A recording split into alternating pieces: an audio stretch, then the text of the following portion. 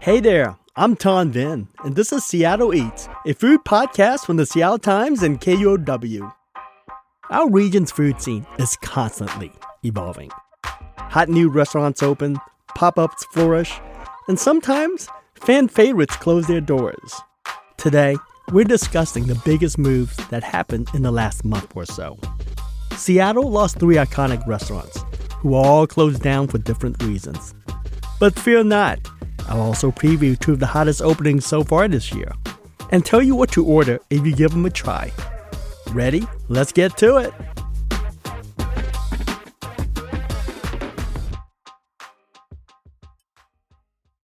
Hey Seattle Eaters! I'm in the studio with a good friend of mine, my dining buddy, my sounding board when I review restaurants. He's a former Seattle Times reporter, and now a longtime contributor to the New York Times. He's written extensively about food and travel and drink. Chris Solomon, welcome to the show. Ton, hello to you and your 6 listeners. I have to say, now that I have the mic, I have something I need to get off my chest. Uh-oh. A lot of your friends and my friends think that being the sidekick to a food writer is just all Wagyu steak and Instagram-ready dishes. That is not the case. You and I eat a lot of very mediocre food. Fair. I can't tell you how many pizzas I regret, how many hot pots have been forgettable. I either deserve a medal for these things or a year's supply of Alka-Seltzer. And see, I'm glad you're telling listeners this because people think it's all fun and games. But see, when people dine out, it's like entertainment. It's pleasure. And I just drag people like it's a marathon session. What's the record in terms of number of restaurants you hit with me in one day, you think? Oh, I mean, it's very normal for us to eat 3 places, sometimes in an evening. I think our record might be 6 different spots. What do you think? We might have been hitting more, but yeah, 6 is about right. But one thing I do not subject you to, in fact, I don't subject other people to this, is sometimes I hit the same dish at 4 to 5 different restaurants in one day. And I think it's just brutal. I don't even take people onto these trips because it's just nauseating for other people. I'll give you an example. It's like when I review Family Friend, it was their famous burger. It's like the burger of the year. I went there. I thought it was overrated, but to be sure, afterwards I went to Loretta's and tried the burger. And along the way, I found a drive-in or a drive-thru, and I had that burger. Then I went to Dick's. I do this because I'm really paranoid. I'm like insecure a lot of times because, for one thing, I knew I was going to get ripped when in my review of Family Friend, I said this burger that everyone loves is overrated. But I'm glad I said it because I went to other burger place. I want to be sure and I could stand behind what I said because I don't do hot takes. What I hear you trying to do is justify your consumption of massive quantities of hamburgers. But okay. That too. All right. That's enough for chatting. Let's talk about why we're here. Let's say goodbye to some iconic places we'll miss or I'll miss. Chris, let's see. So far, we're in March now. There are 3 closings that really stood out for me. One is Heaven Sent Fried Chicken, closed at the end of February, citing high food costs and minimum wage hike as contributing factors. Heaven Sent, I think that was an offshoot of Ezel's Fried Chicken, wasn't it? Yeah. It was started by Ezel Stevens, one of the original founders of Ezel's. And Stevens split up with the founders, and he started his own chain, Heaven Sent Fried Chicken. And we talk so much about how restaurant matters on this show. And I know that people tend to poo-poo fast food chain and fried food, but they have a role in our community. Like Heaven Sent, it's a popular after-school hangout, and it's affordable for the lower and middle class. So I always hate it when people look at fast food and fried food in a certain way. Because whether you feel about fried chicken, if it's healthy or not, it does play a role. It has a community purpose for me. Speaking of fried chicken, we also say goodbye to the Chicken Shack Taku on Capitol Hill, run by celebrity chef Shota Nakajima. He's a contestant on Top Chef and Iron Chef, and he's on the circuit for the Food Network now, doing the celebrity food festivals and shows. Taku closed, but I don't think it's a sad moment because he is on to bigger and better things, so if you root for him, this is what you kind of want. And last but not least, sadly, is the closing of Harbor City in Chinatown International District. The landlord is selling the building, and the tenant, Harbor City, wanted a longer, secure lease which the landlord could not supply. And crime in Chinatown was cited as another reason why they wanted to leave the neighborhood. Man, Harbor City, I mean, that place was really an institution down there. I mean, it was around for nearly 40 years, wasn't it? Yeah, 40 years. And see, here, I feel like this loss is more momentous because it's just not a loss of a dim sum spot. It's a loss of a third place, a community hub. This is where people did Tai Chi in the morning and stopped by Harbor City. Mahjong Club would stop by here for tea and dumplings. It has a role in the community. People have been talking about this closure weeks after it closed because they feel like it's symbolic of something bigger, like it's the start of an exodus from Chinatown. But for the legacy of Harbor City, I think one, it plays a big community role, and two, it's been an anchor, Chris. I mean, for years, around, I would say 2010 to 2018, Harbor City and its rival across the street, Jade Garden, were the titans in the dim sum scene in Chinatown. They were the economic engine. Even talking to Jade Garden last week, he just lamented the losing of Harbor City, even though that's his rival, because they need each other to save Chinatown. And I don't think that was an exaggeration that the owner of Jade Garden said that. Tom, let's get down to brass tacks. What did you love eating there? XO rice roll, which has become very hip around the city now. But I thought one of the best XO rice roll I had this was around 2017, 18. It was at Harbor City. It's noodle, they wok fried, so you had that smoky woki, and then it's caramelized in soy sauce and coated in XO sauce. And it's just a very cheap street food that's very popular within the Asian community, but also has become really hip now. You see it on the menus all the time because it's usually the cheapest thing on the menu. It's usually under $10. But I would say that a lot of people did that badly 10, 20 years ago. But Harbor City did a good one. And that's the place I would go for XO rice roll. These days, you can find any rice roll, XO rice roll, in any dim sum place. They do it really well. But if you like the one in Harbor City, here's the good news. They still have another location in Tacoma. And I know that ever since they closed, their fans have been driving further south to Tacoma. Which, again, not to pound this point, but that's just sad for Chinatown in Seattle. Chris, it's time to talk about the most exciting part of the show. New trendy restaurants, or as Chris likes to call it. Where are you taking me next, Uncle Ton? I want to start with Jiang Nan. It's a fancy Chinese restaurant that just opened at the Braven Shopping Center in Bellevue. And they had been saying for years that they want to open in the Seattle area. And it finally happened this month.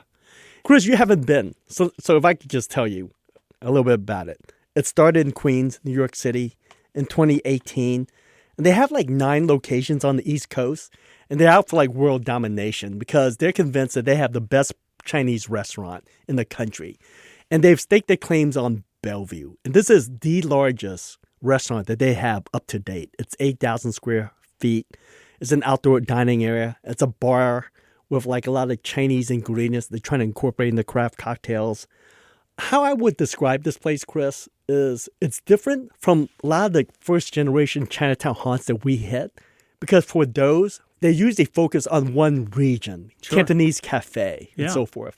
This place, Jiang Nan, is part of this new generation of Chinese, high-end Chinese dining where instead of focusing on one region, they just pick and choose dishes from around China, mainland China, all the best dishes from every region, and they put it on one menu.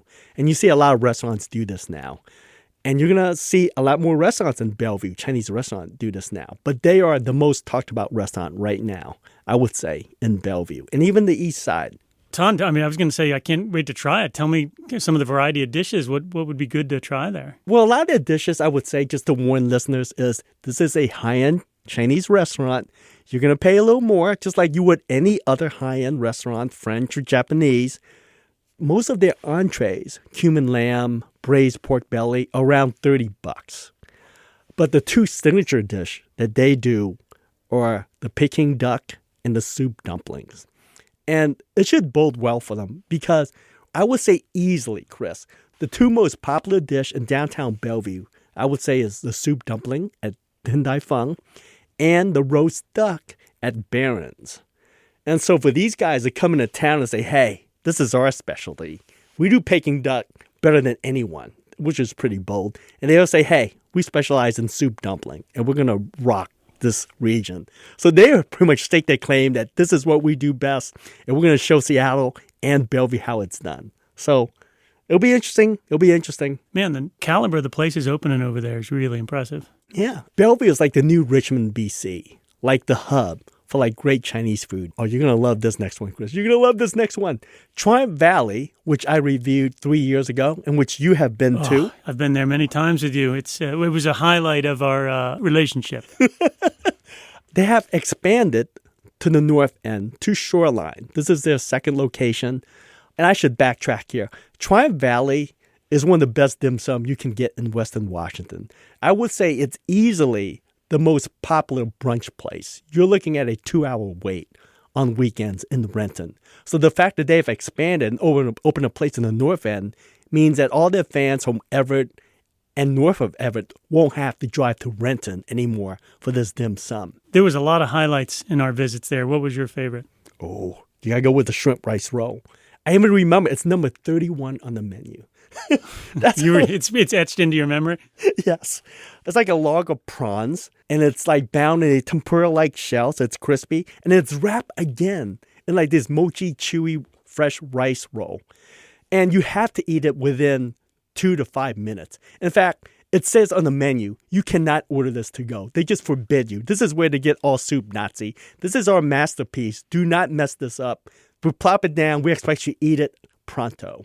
It is delicious. I love the texture, the flavor. You have the juicy shrimp, crispy deep fried batter, and you have that mochi chewiness. It's just a great dish. I remember it was almost like the love child of a couple different dishes, wasn't it? Yeah, it was like a combination of donut rice roll and shrimp rice roll combined. What was your favorite?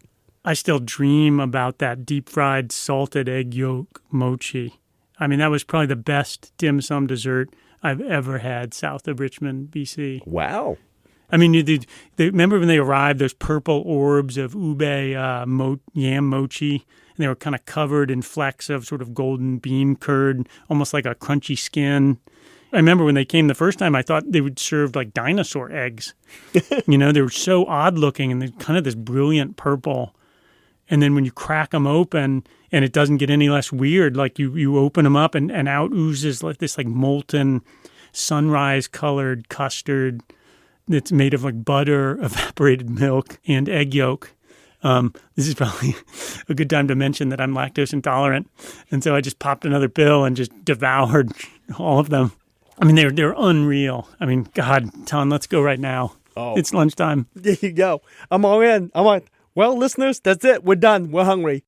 It's what's notable, Chris, and I don't know if this is a good thing, but the two hottest restaurants, and I didn't even notice until we kind of talked about it now, and that they're both Chinese restaurants. One is a high-end Chinese restaurant in Bellevue.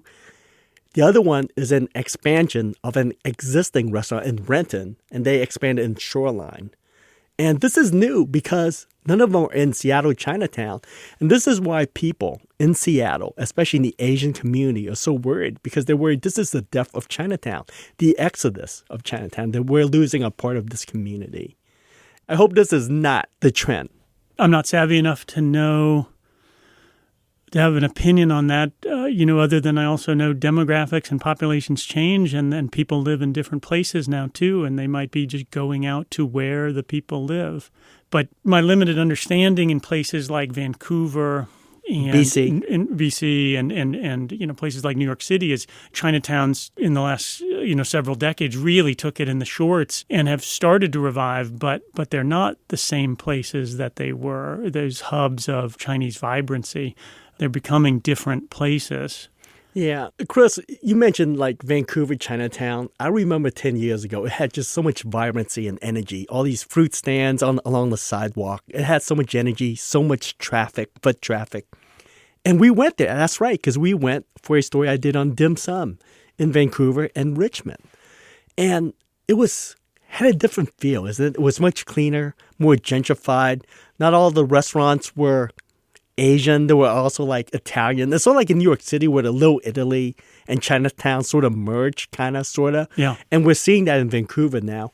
And is that going to happen in Seattle? I hope not, but it seems to sway that way, doesn't it? Because Chinatown is, well, if it's not a ghost town, it's not as busy or as vibrant as it used to be. And I don't know what this next stage is. We're going to find out, I guess.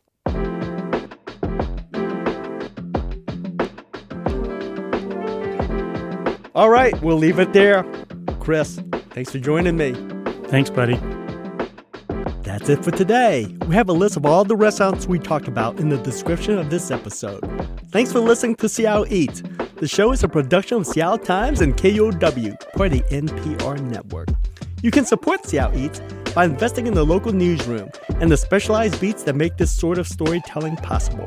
Please consider joining and subscribing at kuow.org/eats and seattletimes.com. Seattle Eats is produced by Claire McGrain and edited by Jim Gates and Trevor Lensmeyer. I'm Tom Ben. See you next week, Seattle.